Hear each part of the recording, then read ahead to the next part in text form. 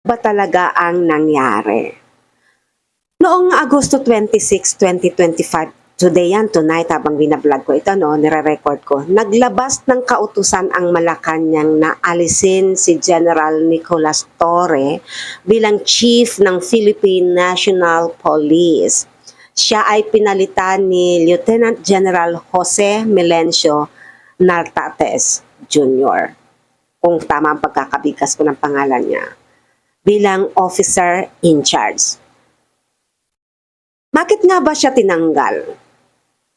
Ayon sa ulat, isa sa mga dahilan ay ang hindi agad pagsunod ni Torre sa direktiba ng NAPOLCOM hinggil sa reshuffling ng ilang senior police officials.